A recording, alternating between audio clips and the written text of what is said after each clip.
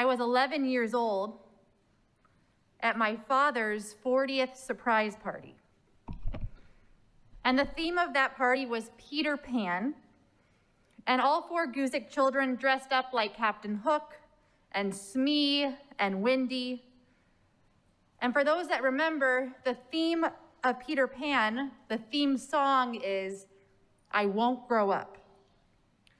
And I remember thinking at the party as we played that song for my dad, wow, as an 11-year-old, all I want to do is grow up. And 40 years old, that seems so far away.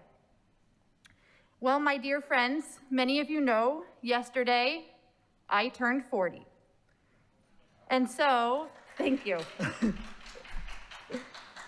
This Shabbat, I wanted to take some time to share some musings from a freshly minted 40-year-old rabbi. If you look at the birthday greetings for 40-year-olds, you can probably guess the most common phrase adorning birthday card aisle. Happy 40th birthday. Don't worry about being over the hill. Over the hill. Now, when you hear it, over the hill sounds like, listen, lady, you've now hit the point where all your best years are behind you. Over the hill sounds like, don't bother climbing any higher, you've hit your peak. But I would rather this morning look at over the hill as the often quoted idea. Once you're over the hill, you begin to pick up speed. Now that's something I can relate to, because you see, Jewishly, the number 40 has special significance. According to Pirkei Avot Binah, the gift of understanding is achieved with this auspicious age.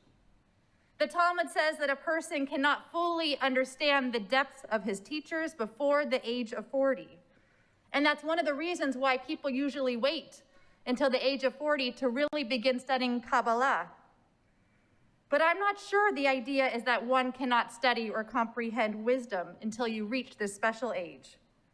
Instead, I think we have to look deeper into the Torah and deeper into our faith to understand why the number 40 is attributed with such a mystical, spiritual nature. Remember how many days Moses stays atop Mount Sinai. 40 days and 40 nights, a specific set of time before the people of Israel are permitted to receive the Torah. As Rabbi Lefkowitz mentioned this morning, the story of Noah and the flood. Imagine Noah hearing the roar of the waters crashing around the ark. A constant worry whether or not there would be dry land, and the flood ceasing on the 40th day. The Maharal of Prague explains that the number 40 always means some immense change or new creation is about to occur. Every time you hear the number 40 in the Torah, you know a journey is about to commence. But before any journey, there's a transition, a period of learning and growing and searching and wondering, if you will, a preparation for the real beginning of life. A life ripe with potential and possibility and purpose. 40, at least according to the Torah, and I'm going to go with this, does not connote an ending.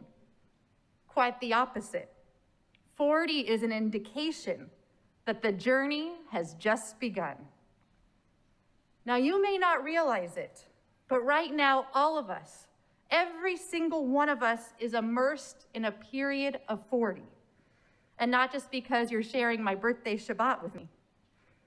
But there are 40 days between Rosh Chodesh Elul, between the Hebrew month of Elul, the beginning of that month, and Yom Kippur. It's in this very month in which we are preparing for the journey that begins after the High Holy Days. And you heard me correctly. I used the word after. The journey begins after. Because these 40 days are seen as preparation. It's known as Cheshbon HaNefesh, introspection of the soul, in which we thoughtfully ask ourselves right now, Is this who I want to be when I grow up? Do I admire the person staring back at me in the mirror? Am I proud? Or do I have some work to do? And we know that these 40 days are intermingled with the sounds of the shofar, a sound that is meant to wake us up. Maimonides likens the shofar to an alarm clock, urging all of us, those who are perpetually sleeping, wake up.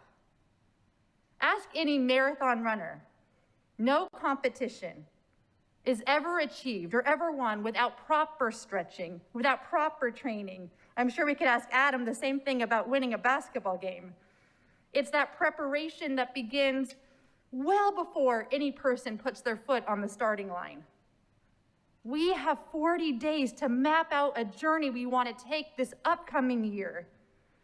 You know, it's funny, we have no problem downloading an app to book a hotel or a vacation months upon months in advance.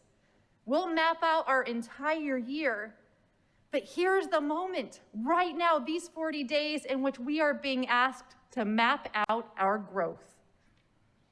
It could be rekindling a connection with someone we keep meaning to call.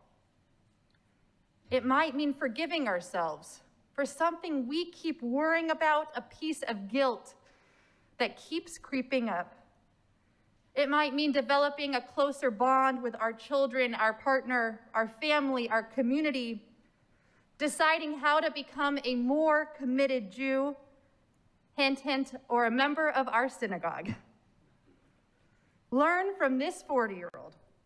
I believe that our journey begins only after asking the questions, only after engaging in a meaningful spiritual mapping of where we hope to go. I naively thought that by the time I reached 40, I would have a lot of answers. That maybe I would understand the purpose of life or how to be the perfect parent, the formula for great health, and what happens in the world to come. And now that I've reached the age 40, I can confidently say that there's a lot I do not know. And what I'm beginning to understand is that with great wisdom comes great humility, an acceptance of a world in which I may never have the answers. But it's a world in which I do have an eagerness to keep climbing, not in search for the mysteries of the universe, but a climbing higher to unlock better versions of myself, a climbing that prepares me for the next journey, whatever it may be, to find the next challenge, to discover yet another path that allows me to keep adding light to the world that I am blessed to live in. I beg all of us not to forget the story of Rabbi Akiva. Rabbi Akiva spent the first 39 years of his life as a shepherd, taking care of flocks, no real Torah learning at all. But one day at age 40, Rabbi Akiva passes by the mouth of a well, and he notices the curvature in the stone, and he can't help but ask, who is it that carved this beautiful stone? And he was told, well, water of the well drips on that stone just a little bit every single day, and that's what carves out the rock. And Rabbi Akiva decided right then and there, if a drop of water every day has the potential to carve out that kind of beauty in a stone, then how much more so would a drop of Torah every single day carve out the heart that sits within him? And so, at the ripe age of 40, Rabbi Akiva, one of the greatest rabbinic scholars of all time, decided to start learning. In other words, when we decide we are ready, a new beginning can commence at any age. And so the message I leave with all of us today is that from a Jewish lens, and thank God for it, there is no such thing as being over the hill. Rather, our tradition merely asks us to value the time we are given, to see these days as preparation for an impending, meaningful journey, and humbly admit We will never have the answers. But whichever age we find ourselves, we must remember the best is yet to come. Personally, I can't wait till next year. Shabbat Shalom.